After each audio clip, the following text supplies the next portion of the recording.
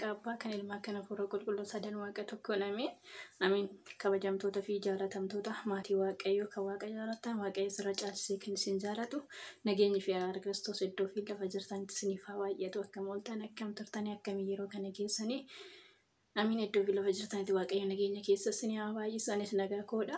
Asumaan warri chaayinaala koof haarawaa taatan subscribe like share gochuun na cinaa dhaabadhaa na jajjabeessaa. Warra subscribe na gootanii na cinaa dhaabataa jirtanis waaqayyo gooftaa isin haa eebbisu.